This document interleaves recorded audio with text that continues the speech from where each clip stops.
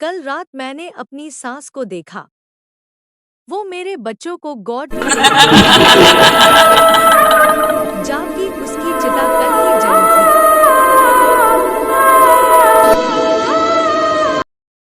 थी। एक समय की बात है। एक घर में लीला देवी नाम की एक बूढ़ी औरत रहती थी। उस औरत के पति का देहांत कुछ सालों पहले ही हुआ था। लीला देवी के 3 बेटे और बहू थे। सबसे बड़े बेटे का नाम हरीश, उससे छोटे बेटे का नाम रवि और सबसे छोटे बेटे का नाम आकाश था। हरीश की बीवी हेमलता पूरा दिन बस घर के कामों में और अपनी सास की सेवा में लगी रहती थी। रवि की बीवी राधा बड़ी ही घुमक्कड़ और फैशनेबल औरत थी और कभी घर में टिकती ही नहीं थी। सबसे छोटे बेटे आकाश की बीवी हर वक्त लैपटॉप पर लगी रहती थी। एक दिन लीला देवी सुबह सुबह नहा धोकर मंदिर में पूजा करने जाती हैं। आ गए तुम सब, पर ये राधा और आरती कहाँ है? माँ जी, वो राधा तो पार गई है और आरती देर रात तक काम कर रही थी इसलिए सो रही है। हे भगवान, मैं क्या करूँ इन दोनों का। अरे कम से कम पूजा के वक्त तो सारा परिवार इकट्ठा हो ही सकता है, पर नहीं, एक को घूमने का बहाना चाहिए तो एक काम का बहाना बनाकर सुबह देर तक सोती रहती है। मेरी तो किस्मत ही फूट गई है जो मैं ऐसी बहुएं घर में ले आई। माँ जी, आप सुबह सुबह अपना मन खराब मत करो, हम सब तो है ना। चलो हम पूजा शुरू करते हैं। सब लोग पूजा करके अपने अपने कामों में लग जाते हैं। तीनों बेटे अपने काम पर चले जाते हैं और हेमलता रसोई में खाना बनाने लगती है। लीला देवी आंगन में बैठी पान खा रही होती है। थोड़ी देर बाद राधा पार्क से वापस आती है। अरे भाभी, मेरे लिए फटाफट 1 गिलास नींबू पानी बना दो। ओ हो, महारानी आ गई तुम। एक तो पूजा के वक्त गायब हो जाती है और ऊपर से आकर उस बेचारी पर हुक्म चला रही है। क्या है माँ जी, सुबह सुबह मुझे सुनाना शुरू मत कर दो। राधा के जाने के बाद वहाँ आरती आंखें मलती हुई आती है। हाय भाभी, जरा 1 कप अदरक वाली चाय तो बना दो। अभी एक महारानी गई नहीं कि दूसरी आ गई हुक्म बजाने। अपना अपना काम खुद किया करो, समझी? वो कोई तुम्हारी नौकरानी नहीं है। अरे माँ जी, कोई नहीं, बस 5 मिनट का ही तो काम है। आप कितनी अच्छी हो भाभी। और एक ये है जो हर वक्त बस हमें सुनाने का मौका ढूंढती रहती है। अरे माँ जी, आप चिंता न करें, ये सब सीख जाएंगे।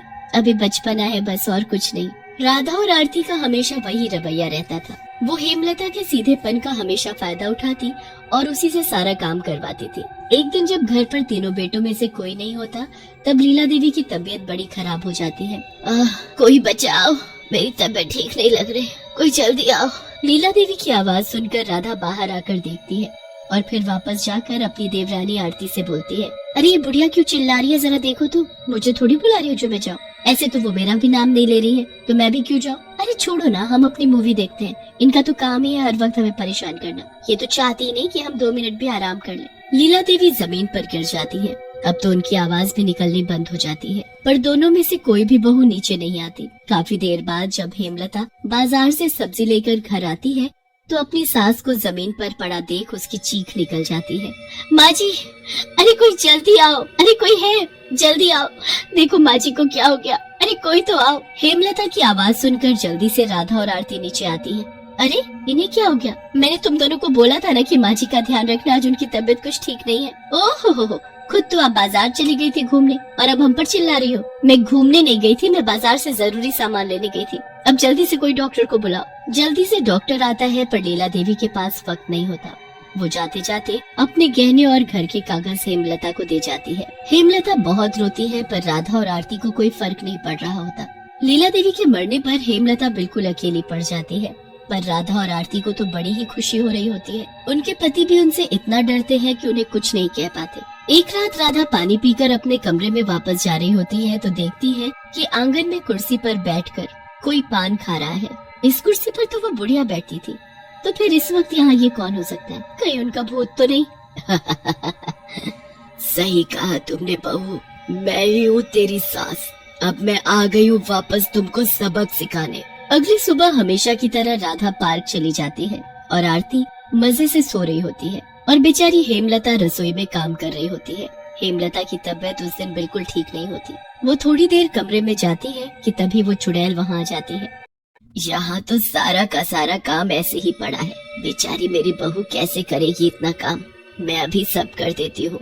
चुड़ैल एक चुटकी बजाकर सारा खाना बना देती है और फिर वहाँ से गायब हो जाती है। जब वहाँ हेमलता वापस आती है तो ये सब देखकर हैरान रह जाती है। उसे लगता है कि ये सब राधा और आरती ने किया है, पर राधा और आरती तो उसके खिलाफ साजिश कर रही होती है। राधा चुपके से हेमलता के कमरे में जाकर अपनी सास के दिए गहने को चुराने की कोशिश करती है, पर उसकी सास जो चुड़ैल बन चुकी होती है वो उसके पीछे खड़ी होती है। इन दोनों की नजर बस मेरे गहनों और मेरी प्रॉपर्टी पर है, इसे तो मैं अभी सबक सिखाती हूँ। चुड़ैल पीछे से राधा के बाल पकड़कर उसे गोल गोल चारों तरफ घुमा देती है। अरे बचाओ बचाओ कोई मुझे। राधा चक्कर खाकर जमीन पर आ गिरती है। वो इधर उधर देखती है पर उसे कोई नहीं दिखता। वो जल्दी से आरती के पास जाती है। मैं वहाँ नहीं जाऊंगी, वहाँ पता नहीं किसने मेरे बाल पकड़कर मुझे घुमा डाला। वहाँ जरूर कोई भूत या चुड़ैल है।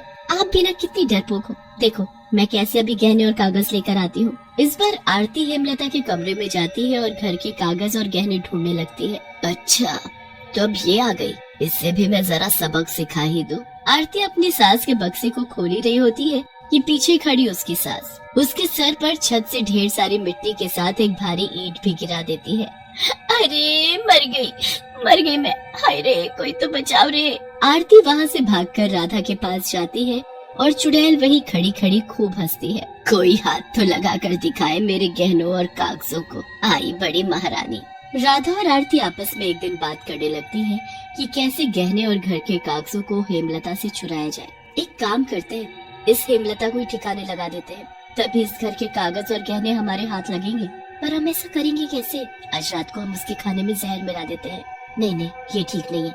हम सीढ़ियों पर तेल डाल देते हैं जिससे वो फिसलकर ऐसा गिरेगी कि बचने का कोई चांस ही नहीं। राधा और आरती पूरी सीढ़ियों पर तेल फैला देती है और चुड़ैल ये सब करते उन्हें देख लेती है। ये अब इन हरकतों पर आ गई, इनको तो मैं अभी बताती हूँ। चुड़ैल उन दोनों को ही पीछे से धक्का दे देती है और दोनों लुढ़कते हुए नीचे आ गिरती हैं। दोनों के सिर फट जाते हैं और सर से खून आने लगता है। दोनों बुरी तरह चीखती हैं और उनकी आवाज सुनकर हेमलता बाहर आंगन से अंदर आती है।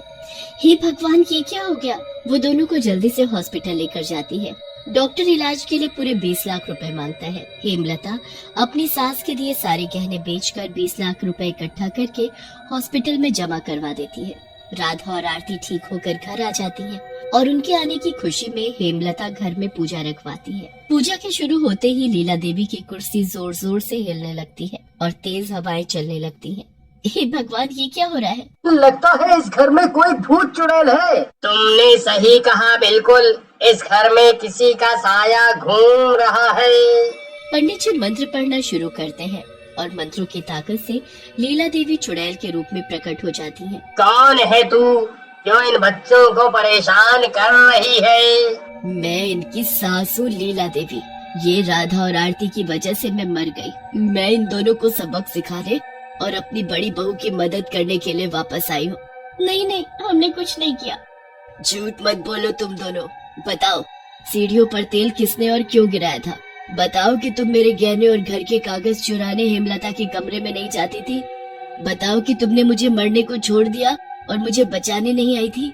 नहीं पंडित जी, ये सब झूठ है। चुड़ैल दोनों के बाल पकड़ लेती है। बता सच, वरना तुम दोनों को ऐसे ही घुमाती रहूंगी।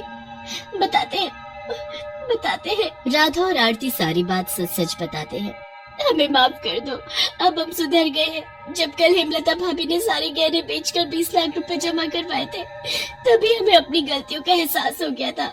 अब हम सब मिलकर रहेंगे। मुझे तुम दोनों के ऊपर कोई भरोसा नहीं है। माँ जी, आपको मुझ पर तो भरोसा है ना? ये दोनों सच में बदल गई हैं। आप इन्हें छोड़ दो।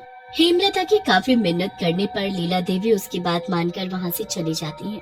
राधा और आरती को अपने किए पर बहुत पछतावा होता है और वो सुधर जाती है। उसके बाद वो तीनों बिल्कुल बहनों जैसी रहती हैं और हर काम मिलकर करती है।